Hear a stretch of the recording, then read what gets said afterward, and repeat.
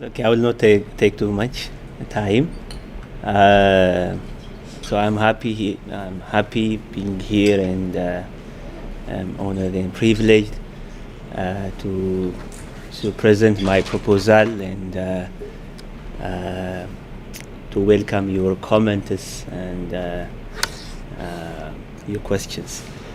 So here is my title. So a history of women in the informal sector in Addis Ababa, Ethiopia, 1886 to 1991, in the case of weavers and potters.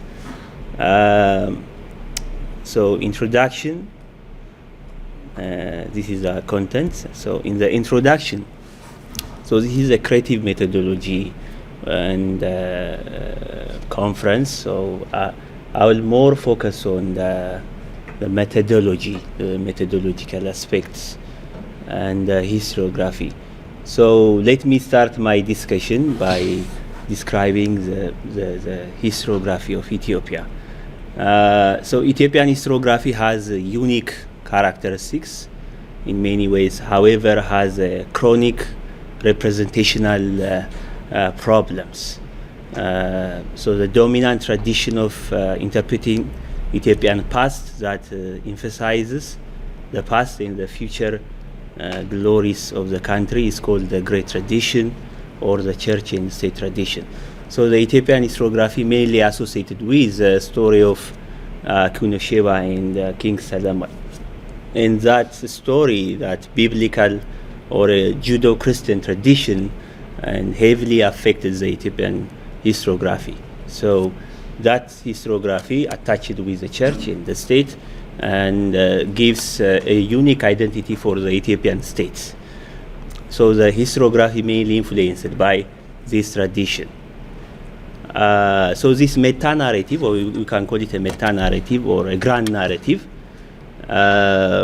established on the document called Kebede Negest, which translated as the glory of kings, written in the 14th century, and asserted Ethiopia as a chosen and exceptional country by God. So according to this document, and it says that the favor of the Hebrew people now shifted to Ethiopia. So it described Ethiopia as a chosen state and an exceptional state in relation with the Ark of Covenant. So this is very dominant one. So the problem in this meta-narrative is very exclusionist in nature, by giving privilege for a particular power structure. So the northern half of Ethiopia, more described, and especially associated with nobilities and the power, who owned more attained historical attention by scholars, so excluded the other half of Ethiopians, especially the southern parts of Ethiopia. And the other problem is reductionist in its character. So social, economic, and cultural aspects of the people's history are entirely reduced to the political history of the state because of this meta-narrative. However, the 974 revolution, Ethiopian revolution, and dramatically transformed the landscape of Ethiopian historiography. So in that revolution, so socialism or socialist ideology in place, so the imperial regime, and along its ideology also eliminated. So the Solomonic dynasty that was established in the 1217 and continued until 1974, and finally replaced by a socialist regime. So this totally transformed the way history has been written in the country. So many scholars turned to the production of knowledge about activities and experiences of previously ignored classes, ethnic groups, and marginalized segments of the Ethiopian society. So the revolution not only changed the government, it also changed the way history has been written in the country. Historical study shifted from the north and center to the south and to the peripheries. So geographically, the way history was written was changed, and the theme also changed to social, ethnic, economic, agricultural, and other areas. Now, let me quote here one of the renowned Ethiopian historian, Donald Krame. So Ethiopian has undergone historiographical transformation, but women have been shockingly neglected in Ethiopian social and historical studies.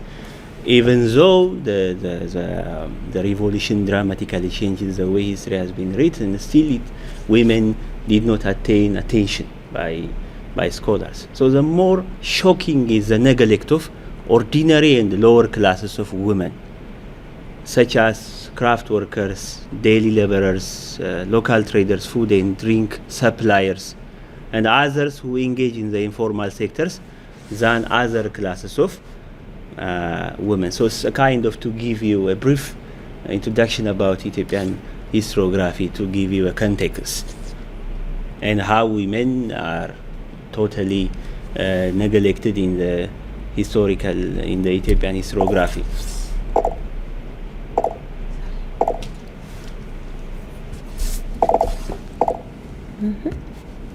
Now it should be working. Just to give you a brief overview of the literatures. In general, historiography of Ethiopia, women have received little attention in general. This lack of attention to women is a significant oversight, even compared with other African countries. So in the 1970s and the 1980s, African historiography was changed, and particularly in giving attention for women and with gender history. But even comparing with the African woman that has begun to gain attention, so the Ethiopian women did not gain attention. So this is a significant oversight. A few existing scholarship on women mainly focused on popular and notable women than ordinary women. Like, for example, the queens, the influentials, Queen's Empress has gained attention. For example, Sylvia Pankhurst, Serga Haile and like Prouty. All these gave attention for women who had powerful political authority. For example, Prouty wrote about Aitu, the wife of Menelik II, Emperor Menelik II. Sergau, another Ethiopian historian, wrote about the queen of Gudit, Yodit Gudit, her nickname Yodit Gudit, and she was a powerful ruler in the ancient period, and Sylvia and others. So they gave more attention for powerful women rather than ordinary women. So the role of women also in war was another dimension of some researches, like providing supplies, raising fighting spirits of men, nursing wounded soldiers. So in relation with war, women also mentioned. Despite this lack of depth and diversity, women's engagement in urban wage labor and other informal sectors also attracted some scholars. The well-known scholar, historian Richard Pankhurst, Professor Richard Pankhurst, in his Social History of Ethiopia, described more about the case of prostitution and sex workers in Ethiopia. Teshale Tebebu also wrote in his Social History of Ethiopia, also briefly described about the case of prostitution in Ethiopia. And recently, Worku in his PhD dissertation, he mentioned the women, successful entrepreneur women in small informal businesses. This is encouraging, but not sufficient enough. Despite all this effort, the study on women's engagement in the informal urban economic sector, like in selling food and drinks, providing wage labor, involving in a retail business and in shopkeeping and craft working business, are still pending. Let me quote here Dr. Bellata's work Belletta aptly describes, unfortunately, as yet no scholar has undertaken systematic historical investigation of women's involvement in this sector or in the informal sector. And his claim also supported by Dr. Worku. Studies, let me quote here, studies on Ethiopian entrepreneurship are limited and ethnographic research on the topic is lacking. The informal sectors have constituted the major areas of economic activity for Ethiopian rural and urban women, although their experiences in entrepreneurship as a whole have remained understudied. So all such indications and quotations highlights that especially the informal sector that women mainly engaged, totally neglected by the scholars or not touched by the scholars. So it is in understudied situation and condition. So this motivated me to write this proposal and to shed more light on the role of women in these informal business activities. So based on this lack of knowledge and historical lack of knowledge, so the contribution of weavers, potters and other urban wage workers for the steady growth of Addis Ababa is enormous, even though their history is not properly written. So women more active in traditional weaving and pottery making. However, their occupation carried stigma and marginalization due to alleged meteorological perception towards them since antiquity. So the art of making or preparing or producing pots and in the sector of weaving, it started since antiquity. It has its very long history. And in this very long history, there is also stigma and marginalization. So in Ethiopian history, especially in the northern parts of Ethiopian history, and we can take also other areas in south also, most of these workers, they were marginalized and segregated by other peoples. So the art of making pots, for example, potters, most of the time relegated to the lower sections of the society, so the lower class of the society. And in Ethiopia it's called, in English it's called evil eye, or in Ethiopia we call it kind of Buddha, which is a name or a pejorative name given to those people, which is associated with spiritual things. So they are almost marginalized and segregated by the majority of the people. So the one who maintains this occupation faced such stigmas and marginalization for a long period of time. So gradually social marginalization, when you come to the establishment of Addis Ababa and the expansion of Addis Ababa, many people came from the rural parts of Ethiopia and began to settle different areas and finally formed quarters, their own quarters. And one of the reasons for establishing certain quarters because of this stigma and marginalization. So generally, social marginalization was followed by spatial segregation and the creation of quarters in Addis Ababa. For example, like in this case, the Dorze Shama Safar, which means the weaver quarters. So there is still located in northern, I think in the northern parts of Addis Ababa, yeah, if I am not mistaken about the direction. So there is still that quarter. So the people of the Dorze associated with the weaving activities, the production of these activities. And also another quarter also created the Shakla Safar, which means the potter's quarter. So when Addis Ababa was established in 1886 by Emperor Milik and began to expand, so these areas now more integrated into the city. But in the beginning, For example, the Shakla Safar in the Kebede area, so their assumption was to make them to kept away from where the palace and the church was located. But now it is integrated because of the expansion of the city. So these are segregated areas in the beginning of the establishment of the city Addis Ababa.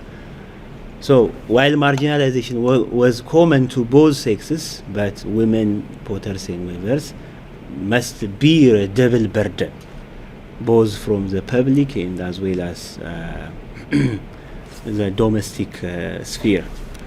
Obviously, women, their relationship in the marriage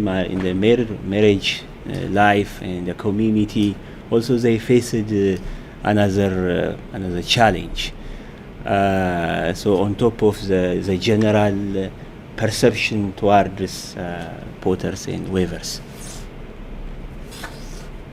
As a result, this research is motivated to examine the complex and interwoven experiences that women endured in the capital as a result of their sex, employment, and identity, particularly in the case of weavers and potters. And additionally, the study focused on national policies and programs in the effort to change the situation of these social classes in an effort to end societal marginalization over time.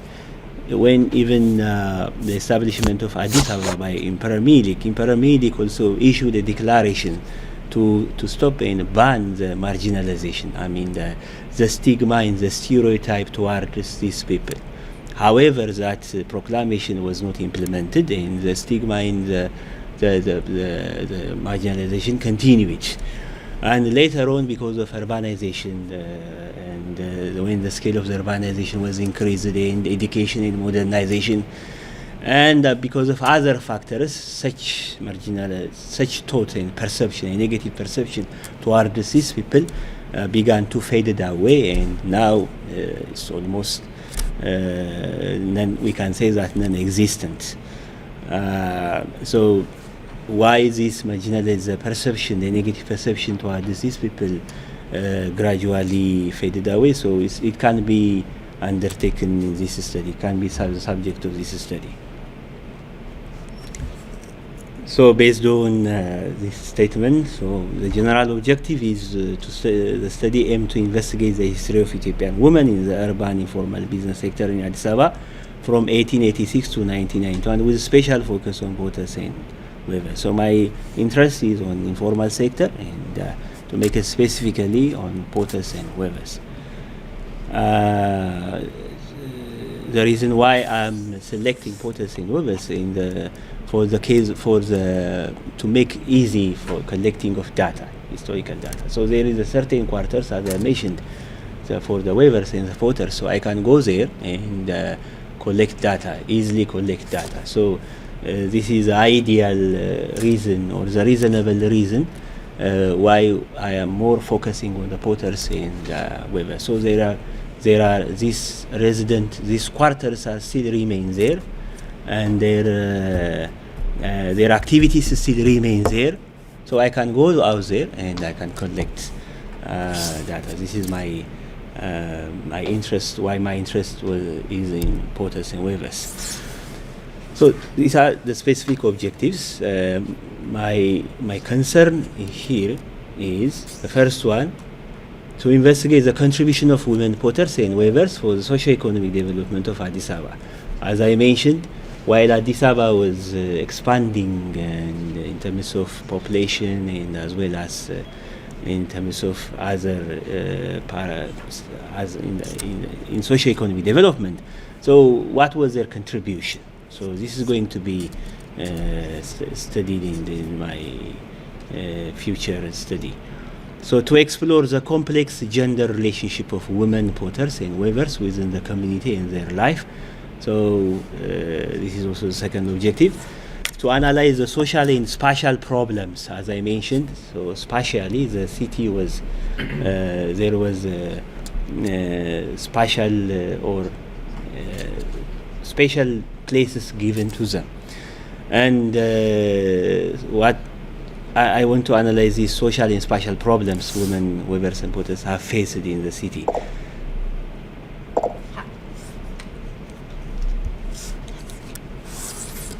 And the other is historical dynamism that women weavers and potters underwent in the city as a result of regime changes.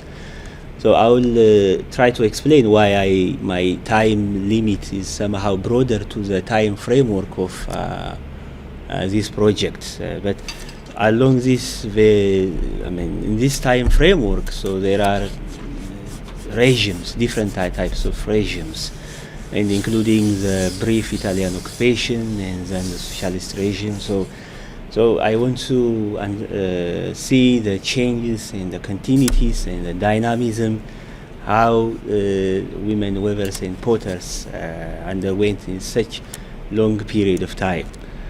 And also the city's connection with the global order, especially when the railway was established, when the railway was finished in 1970, that connected Ethiopia with Djibouti. So many Europeans, so many foreigners came to Ethiopia.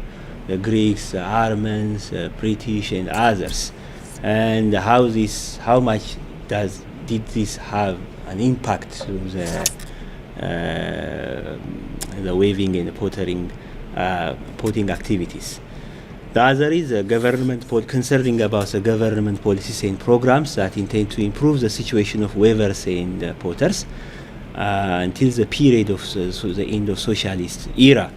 From Emperor Minilik's announcement to end and to ban, to end the marginalization and stigma toward these people until the socialist regime, that that the socialism more focuses on to uplift the people who have been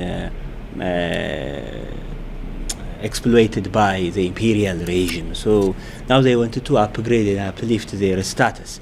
So until that period, the socialist period, so such government policy and programs, how much it really affected and changed their situation, the potters and the weavers.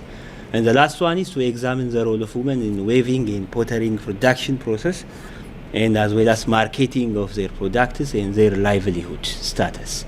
Their livelihood status, the way they produce, and the way where they get their raw materials, and how much they earn in selling activities and their economic activities in general, their livelihood. I want to examine. So these are my specific objectives. The scope of the study is time and space. So in here, as I mentioned, the time limit is somehow extended comparing with the project time frame, because it aims to show the significant socio-economic role of informal business mainly involved by women since the establishment of Addis Ababa as a capital city in 1886. So I want to start from the beginning of the city. So you may challenge me or you may give me comments, but I want my assumption or my reason is to how much from the beginning of the establishment of the city, and how much and how far such people contributed for the growth of the steady growth of Addis Ababa, the city. So that's why I just take it the time to the beginning of the establishment of the city. And then I wanted to extend the study to the aftermath of the 1974 revolution. Obviously, the revolution had a dramatic impact in the entire situation in Ethiopia. And the revolution and aftermath of the revolution. So the fall of, which means to the final fall of the socialist regime. To further sheds light on the changes and the continuity. So so I found it very reasonable to extend the time limit to the fall of the Derg period, which means 1991, to observe the dynamics of a woman's relationship with the state, and how far the Derg regimes attempt to uplift such neglected sections of the society, and how far the regime was very successful So I just want to look at that one. So that's why I'm extending the time period to the 1991. So the space. So Addis Ababa will be my study area. Finally, methodology and sources. So this is very important, I know that. So women's study is a growing branch of historical studies. However, scholars raised methodological and attitudinal problems. So based on the literatures that I have read, I have outlined three problems concerning about methodology. So the first is a patriarchal and androcentric view of men ignoring women's issue. So being insensitive to women's call. They are studying women's history, but they are not sensitive or they are not sympathetic to women's cause for women's question, and so they are looking at women's history from men's perspective. So analyzing their history only from men's perspective. This is one of the problem. And the second problem is during the fieldwork time, researchers had most often drawn their data from male informants to write about women. Still, they are reflecting the men's attitude in their researches.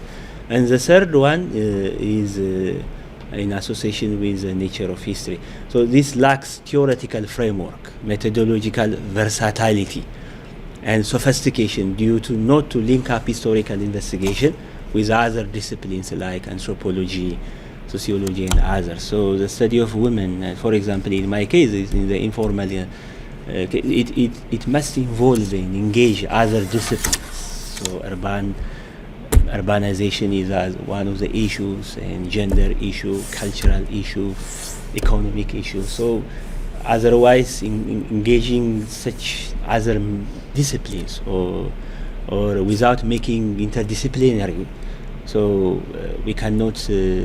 I believe that we cannot achieve the goal and the purpose of the study. So the former works lacks these methodological approaches. So only approaching the women history from historical perspective by without using the methodologies of other social science studies. So based on such gaps, so I want to write women history from women perspective by waiving oral sources together with different threads of other valuable written sources. So I want to use oral sources. I want to shed light the women's stories, the stories that must be told before many years ago. So using, focusing on oral sources, I believe that will highlight and will show more women's stories and women's experiences, and also by additionally using other sources, valuable written sources. So this is the first thing that I want to do. And second thing is to fill the theoretical gap. So the study will follow interdisciplinary approach to utilize findings, insights, theories, hypotheses, and other analytical tools generated by scholars from other disciplines to reconstruct women's history. So this is my approach that I want to study this topic. Finally, the research aimed to conduct extensive interviews across ethnicity, religion, job, and social classes, class place to display the untold stories and views of ordinary women and the gender relation at family as well as societal level across time. And so, moreover, proverbs, poems, folk songs, and other popular sayings about women widely spoken by the people are very vital to understand people's perception and attitude this study. And besides the oral sources, so mainly oral sources will be my main sources, and besides the oral sources, this research project could be supported by vernacular press outlets like Addis Ababa. So in Ethiopia, this Addis Ababa state-sponsored newspaper that was started from 1942, and so still now this newspaper exists, and many contributors contributed a lot in this newspaper. So I can use this newspaper to support my the source that I could get from the oral source. And the other one is a wealth of diverse academic works accumulated in Addis Ababa University Institute of Ethiopian Studies and the National Archive Center, and will have a significant role. So IES in the Addis Ababa University, it was especially the history department was established from 1963. So since 1963, there in the history department there are many senior essays worked particularly on the different quarters of Addis Ababa. Senior essays on the different quarters of Addis Ababa. So I want to reconstruct especially the period since the beginning of the city by using these senior essays, the senior essays that written on the quarters of different parts of Addis Ababa. So this will benefit my study, my work, the IAS. So Tersit also, she works there. I hope she will help me a lot. You have to conclude now. Okay. If you want questions. All right. Unless you want to. So only say 2 words. Yeah. 2 slides only here. 2 slides. One. Oh yes. So published and unpublished documents and archival materials I will use. So I hope this study will, and based on the available evidence, will help us to bring out the light many ordinary women experiences and activities, and how hopefully it will be the most participated in the most inclusive approach of women's history in Ethiopia as well as in Africa. Thank you very much for listening.